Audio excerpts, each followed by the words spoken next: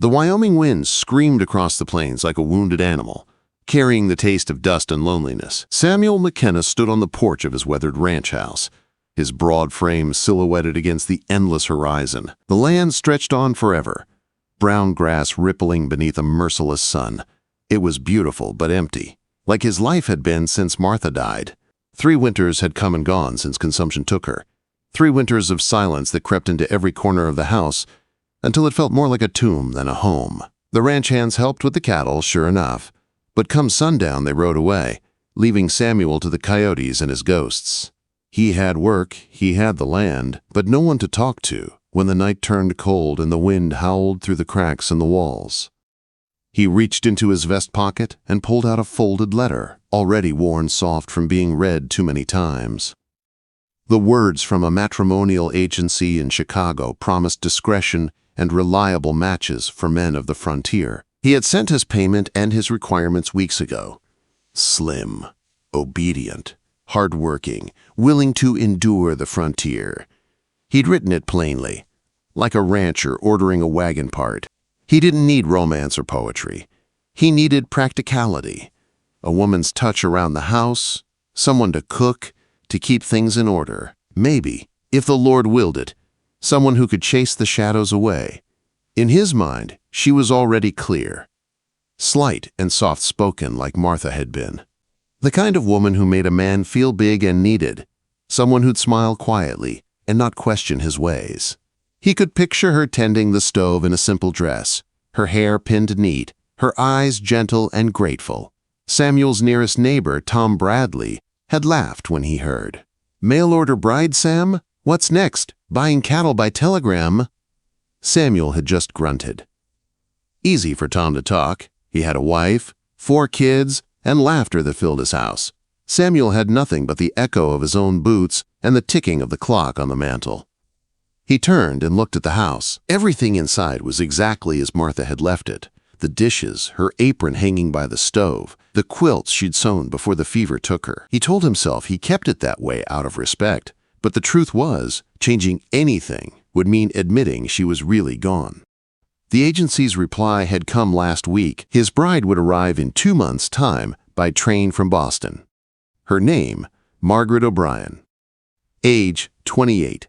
Background, respectable. Skills, domestic work, gardening, and household management. He'd stared at the letter long after reading it, the words Margaret O'Brien sounding strange in his mind. A stranger's name that would soon belong to the woman who'd share his home, his meals, maybe even his bed. He wasn't sure whether to feel relief or dread. The sun climbed higher, baking the earth until the ground cracked like old leather.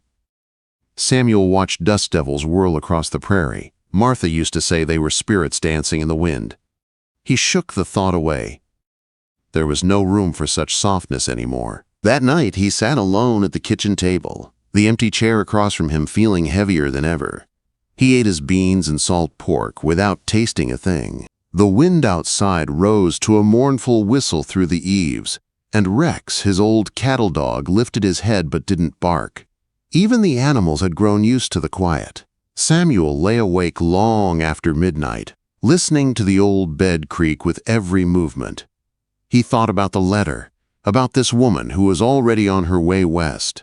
Would she be afraid of the isolation? Would she find the land too harsh, the life too hard? He closed his eyes and pictured her again. Slim, proper, polite. Someone easy to manage. That was what he needed. He had no use for a woman with opinions or wild emotions. He just wanted peace, a house that didn't echo, a life that didn't ache. 2 months later, the train from Chicago whistled into Cedar Ridge Station.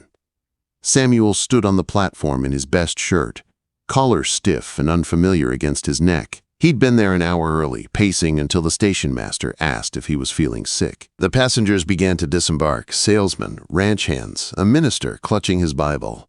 Then the crowd thinned, and Samuel felt a tightness in his chest. What if she hadn't come? What if she'd changed her mind? Then she appeared, the last passenger off the train, a woman struggling slightly with a heavy valise. She paused at the top of the steps, scanning the platform. Her face was handsome rather than pretty, with strong features and storm-gray eyes. Her dress strained at the seams across her full hips, her shoulders broad, her figure curvy and substantial. Dark curls escaped her bonnet, brushing a face that looked determined rather than delicate. "Mr. McKenna?" Her voice carried a trace of Irish lilt, softened by Boston polish. Samuel swallowed. "Miss O'Brien." He removed his hat, feeling the eyes of the station master on them both. "I'll get your trunk," he said quickly. She nodded. "Just the one bag, thank you. Everything I own is in it." He lifted it, surprised by its weight. She wasn't fat, exactly, but she was solid, sturdy, a woman who looked like she could plow a field if she had to. He found himself staring and looked away fast, heat creeping up his neck.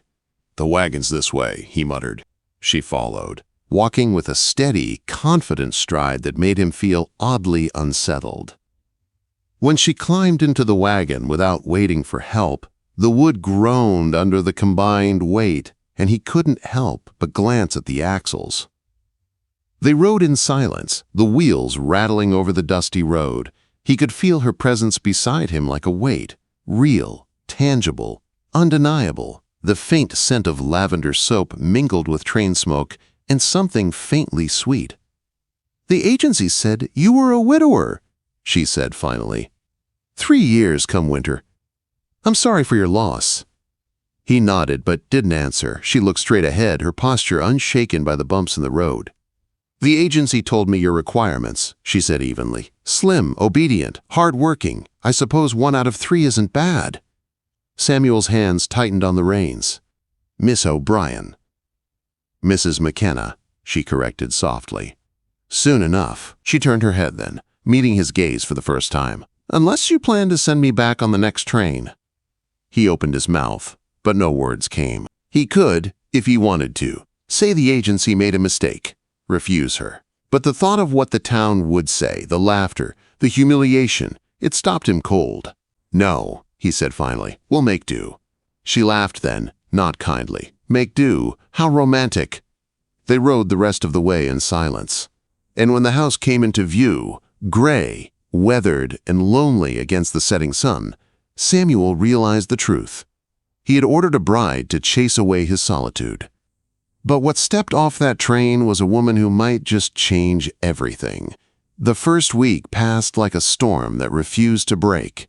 Every morning, Samuel woke to the sound of Margaret's steady footsteps crossing the floorboards, the soft creak of the kitchen door, and the smell of fresh coffee. By the time he entered the house from his chores, breakfast would already be waiting. Hot biscuits, bacon, and eggs. She worked hard, harder than any woman he'd ever known, but the silence between them was thick as fog. She wasn't what he'd pictured. That truth hung between them in every glance, every awkward pause. She was loud where Martha had been soft, strong where he'd expected frailness. Margaret filled the house not only with her presence but with energy, singing under her breath as she cleaned, rearranging shelves, chasing dust out of corners long left untouched. By the 3rd day, Samuel found her out back swinging his old axe, splitting firewood like she'd been born to it. He froze, half in admiration and half in disbelief. "That's man's work," he called. Margaret paused, wiping sweat from her brow with the back of her hand. "So's running a ranch, isn't it? Seems to me it takes both kinds of strength to make a life out here." Before he could argue, she lifted another log and split it clean in one stroke. The sound echoed like thunder. Samuel muttered something about supper and turned back toward the barn, but his heart was thudding strangely. That evening, while he sat by the fire-mending tack, he heard her humming from the kitchen. The same tune every night, something soft, Irish, and old. It made the house feel alive again, but it also made him restless. He'd wanted peace, not reminders of how empty the quiet used to be. When she brought him his plate, he blurted out without thinking, "You don't have to do all this." She looked down at him calmly. "I know, but I want to." It should have comforted him, but instead it unsettled him more. He didn't understand this woman who worked herself ragged and still looked him in the eye with quiet defiance. On Saturday, they rode into town for supplies. Samuel dreaded it, knew the whispers would start before they even hit the general store porch. Sure enough, Mrs. Henderson's sharp eyes caught them first.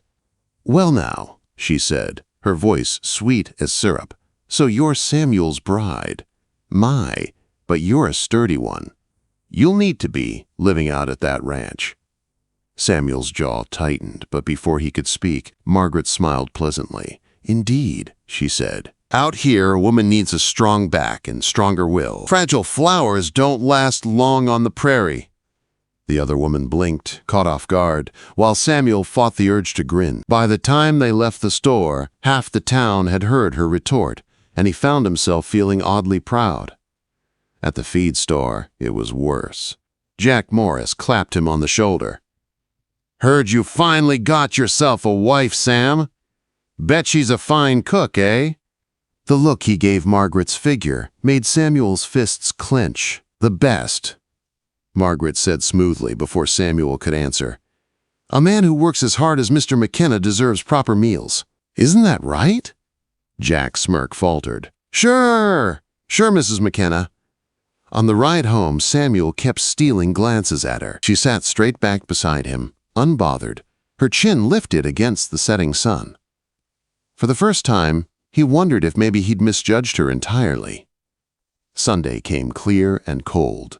Reverend Palmer rode out to perform the ceremony that would make them husband and wife in truth. Samuel stood on the porch in his best shirt, his hat in his hands, feeling like a man heading to the gallows. Then Margaret stepped out of the house, and he forgot how to breathe. She wore a simple blue dress that brought out the color of her eyes. Her dark hair was pinned up neatly, and a few curls escaped to frame her face. She wasn't delicate. No, she was something stronger, the kind of beauty that didn't fade in wind or sun. "You clean up well," she said lightly. "So do you," he managed, then felt foolish immediately. The ceremony was short. The Reverend's wife and Tom Bradley served as witnesses. Samuel repeated the vows, his throat tight, and slipped a simple gold ring onto Margaret's finger, the same ring Martha had worn. It didn't seem right, but it was all he had. "You may kiss your bride," the Reverend said. Samuel hesitated. He meant only to brush her cheek, but Margaret turned her face at the last second. Their lips met, warm, unexpected. A spark jumped through him so fast it left him dizzy. He pulled back quickly, embarrassed by the sudden heat in his chest. Tom Bradley grinned like a fool. "Congratulations, Sam! Hope that bed of yours is sturdy!" Laughter rippled through the small gathering, and Margaret's face flushed crimson. She kept her composure, but Samuel saw the hurt flicker in her eyes. After the guests rode off, the house felt strange, half new, half haunted.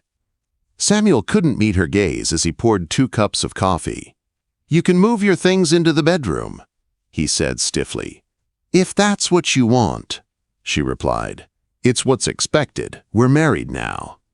She looked at him for a long moment, her expression unreadable. "Yes," she said quietly, "we are." That night, lying side by side in the old iron bed, Samuel stared at the ceiling. The mattress dipped under her weight, rolling him slightly toward the center. He gripped the edge to keep from sliding closer, every muscle rigid. Margaret lay perfectly still beside him. Outside, the coyotes called to one another across the plains, and the sound of her soft breathing filled the space between them. "I know I'm not what you wanted," she whispered into the darkness. He closed his eyes. The words cut deep because they were true. "We'll make do," he said finally. She turned away, silent. The bed frame creaked softly under the tension. Samuel stared at the shadows on the ceiling, feeling the walls of his house closing in around him. But somewhere in the quiet, beneath the ache of disappointment and the pride that kept him from speaking, a thought began to take root, small and fragile. Maybe the problem wasn't the woman lying beside him. Maybe it was the man who'd thought he could order love like a plow from a catalog. And as he drifted toward uneasy sleep, the old bed groaned once more. Like it too, new things were shifting inside the house. Wait, before we move on, what do you think about the story so far? Drop your thoughts in the comments. I'm really curious to know. The storm came on fast, a rolling wall of dust and fury that turned the Wyoming sky the color of old brass.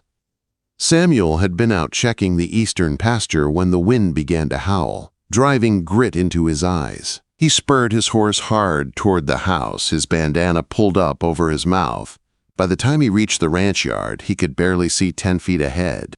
The cattle were bellowing, the fences groaning in the wind's grip. And then he saw her, Margaret. Out there in the open, skirts whipping in the gale, trying to herd the milk cows toward the barn. "Get inside!" he shouted, but his words were swallowed by the storm. She turned, shook her head, and pointed toward the chicken coop, its door flapping wildly. Before he could stop her, she ran straight into the wind. "Damn stubborn woman," Samuel growled, jumping down from his horse and fighting his way after her. Together they wrestled the coop door closed, sand stinging their faces, then stumbled to the barn to throw their weight against the great double doors. The wind screamed like a living thing, trying to rip the world apart, but side by side they forced the doors shut and dropped the heavy beam across. When the storm finally passed, hours later, both were covered head to toe in dust, their lungs burning, their hands raw. Margaret had a cut on her forehead where a loose board had struck her. Samuel reached out before thinking, "You're bleeding." "It's nothing," she said, brushing him off, but he took her hand anyway, wiping away the dirt gently with a damp cloth. She looked at him then, those gray eyes soft in a way he hadn't seen before. "Thank you," she whispered. That night, they sat at the table, drinking coffee in silence, while the last of the storm rattled the shutters. Finally, Samuel said, "You were brave out there." "They were our animals, weren't they?" she answered simply. "I couldn't just let them die." He looked at her across the flickering lamplight. There was nothing delicate about her, nothing small or frail. And yet, she was beautiful in a way he hadn't known to want. Strong, steady, alive. Over the next days, Samuel's respect grew with every sunrise. When he twisted his knee fixing fence posts, Margaret all but carried him back to the house, her arm firm around his waist. She took over chores without complaint, milking, feeding, riding out to check the herd, and when she returned each evening dusty and tired, there was a calm pride in her eyes that stirred something deep in him. "You shouldn't be doing all that," he told her once. "It's too much for a woman." She just smiled. "Then, it's a good thing I'm not the kind of woman you expected." It was true. He had wanted fragile. What he got was formidable. And for the first time since Martha's death, Samuel began to feel something stir that wasn't grief. Then, one moonless night, the horses started neighing wildly. Samuel woke to the sound of hooves and muffled voices. Rustlers. He grabbed his rifle, but Margaret was already on her feet, pulling on her boots. "Stay inside," he said. She snorted. "Like hell." There were 4 men, torches in hand, trying to break into the barn. "McKenna!" one shouted. "Come out easy, and nobody gets hurt." Margaret's eyes flashed. "That's Jake Morrison's voice." Samuel nodded grimly. Morrison had been stealing cattle for months. He cocked his rifle, but before he could move, a bullet splintered the porch post beside his head. Margaret didn't flinch. She stepped into the open, shotgun in hand, her voice carrying through the darkness. "That's far enough, boys. Touch that barn and you'll regret it." Laughter drifted back through the dark. "Look at that! McKenna's got himself a guard dog." "Better a guard dog than a coward," she shouted back. "Take one more step and I'll show you how we deal with thieves." Her voice didn't tremble. Her aim didn't either. The first blast from her shotgun sent a shower of dirt at Morrison's boots, and the men cursed, ducking for cover. Samuel joined her, firing into the night, shoulder burning from recoil. When Morrison's bullet grazed his arm, Margaret was there instantly, dragging him behind the water trough, eyes fierce with worry and fury both. "Stay down," she ordered, then stood, calm as a soldier, and fired again. Her shot hit Morrison's hat clean off his head. That broke them. The rustlers fled into the dark, leaving their torches scattered like fallen stars across the yard. When silence finally fell, Samuel slumped against the trough, clutching his bleeding arm. Margaret dropped beside him, her breath coming in ragged bursts. "You were hit." "I'll live," he muttered. "You saved the horses." "And you," she whispered, voice cracking for the first time. Fool, man. You could have died. He managed a weak smile. Would have been worth it to see them run from you. She gave a choked laugh, pressing her hand against the wound to stop the bleeding. You talk too much. Hold still. He caught her wrist with his good hand. Margaret. She looked down at him, tears glimmering in her eyes, her face streaked with soot and sweat. Yes? I was wrong about you, about everything. She shook her head. Don't say things you'll regret. I won't. I wanted a slim wife because I thought that's what a man should want. Something pretty and quiet and easy to protect. But this land doesn't need delicate. It needs strong. It needs you, quote. For a long moment, neither moved. Then she reached up and brushed the hair from his forehead. You're a fool, Samuel McKenna, she said softly, but maybe you're my fool. The next months passed in a blur of healing and rebuilding. The rustlers never returned, but word of Margaret's bravery spread fast. Even the townsfolk who'd mocked her before spoke her name with respect now. Winter came early that year, fierce and unrelenting. Snow piled high against the doors, and for 3 long days they were trapped inside. The fire crackled, the wind howled, and Samuel finally saw what he'd been too blind to see all along. One night, as the storm beat against the roof, he turned to her by the hearth. You know, he said quietly, the day you arrived, I thought you'd be the end of my peace. And was I? She asked, a teasing glint in her eyes. He smiled. No. You were the beginning of it. She laughed softly, shaking her head. You're only saying that because you're snowed in with me. Maybe, he said, reaching for her hand, but I mean every word. Quote, when he kissed her, it wasn't out of duty or loneliness. It was something real, something born of fire and dust and survival. By spring, the land had come alive again, green and gold stretching for miles. Samuel stood outside watching Margaret tend the garden, her sleeves rolled up, her hair shining in the morning light. He couldn't help but grin. You broke my bed, you know, he called. She looked up, laughing. Your bed was old and weak, like your expectations. Well, he said, walking toward her, we'll build a stronger one this time. One made for both of us. And they did, just like they rebuilt everything else together. Years later, folks still told the story of the rancher who'd ordered a slim bride and got a curvy one who broke his bed instead. But Samuel McKenna never minded the laughter. He just smiled and said, best thing that ever happened to me. Because sometimes the West didn't give you what you asked for, it gave you exactly what you needed.